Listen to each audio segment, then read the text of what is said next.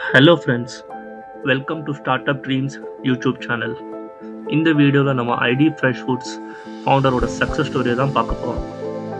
இங்கே நிறைய food businesses ரொம்பவே ப்ராஃபிட்டபுளாக போயிட்டு இருக்கு. ஏன்னா ஃபுட் பிஸ்னஸ்க்கு எப்போவுமே மார்க்கெட் இருக்குது. ஆனால் வெறும் ஒரு தோசை மாவை விற்று அது மூலயமா ஒரு 3000 crore ஒர்த் கம்பெனியை பில்ட் பண்ணுறதுங்கிறது ரொம்பவே ஆச்சரியப்படக்கூடிய ஒரு விஷயம்.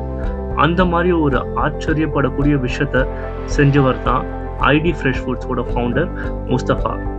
இந்த வீடியோவில் நம்ம அவரோட சக்ஸஸ் ஸ்டோரி பற்றி தான் பார்க்க போகிறோம்.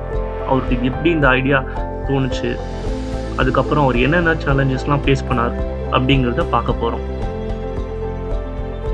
ரொம்பவே கஷ்டப்பட்டு தான் முஸ்தஃபாவோட வீட்டில் அவரை படிக்க வைக்கிறாங்க. அதுக்கு ஏற்ற மாதிரியே அவர் நிறைய எஃபர்ட்ஸ் போட்டு என்ஐடி காலிக்கட்டில் அவரோட இன்ஜினியரிங் டிகிரியை முடிக்கிறாரு. அதுக்கப்புறமா சவுதிக்கு போய் ஒரு 3 இயர்ஸ்க்கு ஐடி ப்ரொஃபஷனலாக ஒர்க் பண்ணுறாரு.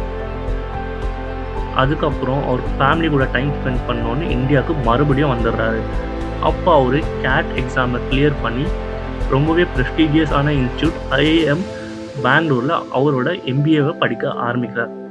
அங்கே படிக்கும் போது தான் அவருக்கு ஒரு பேக்கேஜ் சவுத் இந்தியன் ஃபுட்டை விற்கணும் அப்படிங்கிற ஒரு தாட் வருது. அப்போது அவர் ஐடி ஃப்ரெஷ் ஃபுட்ஸை ஒரு க்ளவுட் கிச்சனாக ஆரம்பிக்கிறார். முதல்ல ஐடி ஃபுட்ஸை ஒரு க்ளவுட் கிச்சனாக தான் ஆரம்பிக்கிறாங்க. அப்போது முஸ்தஃபா ஒரு விஷயத்த நோட் பண்ணுறாரு. அங்கே தோசை பேட்டர் லூஸில் தான் நிறைய பேர் விற்கிறாங்க. அது மட்டும் இல்லாமல் அதை ரொம்ப அன்ஹைஜீனிக்காக ப்ரிப்பேர் பண்ணி எந்த விதமான ஒரு ஸ்டாண்டர்டும் இல்லாமல் கிளென்லினஸும் இல்லாமல் ப்ரிப்பேர் பண்ணி அதை அப்படியே லூஸில் கஸ்டமர்ஸ்க்கு விற்கிறாங்க. அப்போ அவருக்கு ஒரு ஐடியா வருது, இந்த அன்ஆர்கனைஸ்ட் மார்க்கெட்டை நம்ம ஏன் ஆர்கனைஸ் பண்ணக்கூடாது, நம்ம ஏன் ஹை குவாலிட்டி தோசை பேட்டரை க்ளீனாக ப்ரிப்பேர் பண்ணி ஹைஜீனிக் ஸ்டாண்டர்ட்ஸை மெயின்டைன் பண்ணி நீட்டாக பேக் பண்ணி கஸ்டமர்ஸ்க்கு நம்ம ஏன் ஒரு ஹைஜீனிக் ப்ராடக்டை தரக்கூடாது அப்படிங்கிற ஐடியா அவருக்கு வருது. அதுக்கு ஏற்ற மாதிரி அவர் தோசை பேட்டரை விற்க ஆரம்பிக்கிறாரு. இனிஷியலாக பெருசாக ரெஸ்பான்ஸ் எதுவும் வரல. ஏன்னா அங்கே இருக்கிற கஸ்டமர்ஸ் எல்லாருமே அந்த ஓல்ட் ஸ்டைல் ஆஃப் ப்ரிப்பரேஷனுக்கு ஆல்ரெடி யூஸ் ஆகிட்டு இருந்தாங்க. எல்லாருமே அந்த லூஸ் மாவை தான் வாங்கிட்டு இருந்தாங்க. அதுக்கு அப்புறம் அவர் ரொம்பவே எஃபர்ட்ஸ் போட்டு அதோட ஹைஜீனிக் ப்ராக்டிஸை பற்றி அவங்களுக்கு அவேர்னஸை க்ரியேட் பண்ணுறாரு. அதுக்கப்புறமா அவரோட ஐடி தோசை பேட்டர் ரொம்ப பெரிய ஹிட் ஆகுது. அவரோட பேக்கேஜ் தோசை மாவை கன்சியூமர்ஸ் ரொம்பவே விரும்பி வாங்க ஆரம்பிக்கிறாங்க. ஒரு பாயிண்ட்டுக்கு அப்புறம் 2014 அவர் தினமும் 2000 kgs ஆஃப் தோசா பேட்டரை கிட்டத்தட்ட 300 ஸ்டோர்ஸ்க்கு டெய்லி சப்ளை பண்ணிட்டு வராரு. அதுக்கப்புறம் அவர் இன்னொரு நியூவான இன்னோவேட்டிவ் ப்ராடக்டை லான்ச் பண்ணாரு, ready to heat Malabar parotta. அதுவும் கன்சியூமர்ஸ்க்கு மத்தியில் ரொம்பவே ஹிட் ஆகுது. அவரோட பிஸ்னஸ் 100 crore ரெவென்யூவை தாண்டிடுச்சு. இன்னைக்கு ஐடி ஃப்ரெஷ் ஃபுட்ஸோட நெட் ஒர்த் 3000 crore rupees தாண்டிடுச்சு. இன்னமும் கண்டினியூஸாக அவங்க இனோவேட் பண்ணிக்கிட்டே இருக்காங்க. வடை மாவு, அதுக்கப்புறம் காஃபி ப்ராடக்ட்ஸ், இந்த மாதிரி நியூ இனோவேட்டிவ் ப்ராடக்ட்ஸை லான்ச் பண்ணிக்கிட்டே இருக்காங்க. எப்போவுமே ஹை குவாலிட்டியை கன்சிஸ்டண்ட்டாக மெயின்டைன் பண்ணதுனால அவங்களோட பிராண்டுக்கு கன்சியூமர்ஸ் மத்தியில் எப்போவுமே ஒரு பாசிட்டிவ் ரெஸ்பான்ஸ் இருக்குது.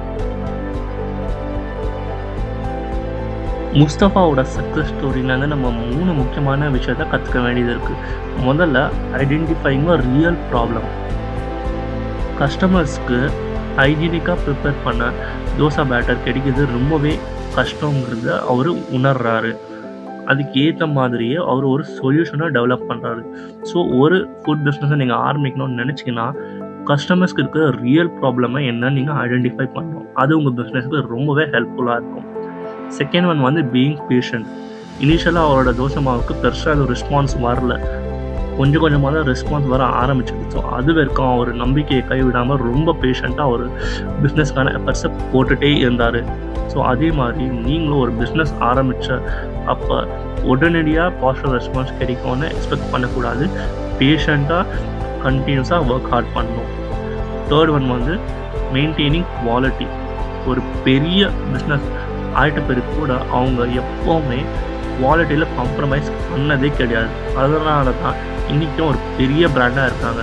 ஸோ நீங்கள் ஒரு ஃபுட் பிஸ்னஸை ஆரம்பிக்கும் போது அதில் குவாலிட்டியை மெயின்டைன் பண்ணிட்டு வந்தீங்கன்னா கண்டிப்பாக உங்கள் பிஸ்னஸ் சக்ஸஸ்ஃபுல்லாக ஆகும். ஸோ இந்த வீடியோவில் நம்ம முஸ்தஃபாவோட சக்ஸஸ் ஸ்டோரி, அதுக்கப்புறம் அதிலேருந்து நம்ம கற்றுக்கக்கூடிய லெசன்ஸ் என்னென்ன அப்படிங்கிறத பார்த்தோம். இதே மாதிரி இன்னும் நிறைய வீடியோஸ் பார்க்கணுன்னு ஆசைப்பட்டீங்கன்னா மறக்காமல் இந்த சேனலுக்கு சப்ஸ்கிரைப் பண்ணுங்கள். தேங்க்ஸ் ஃபார் வாட்சிங்.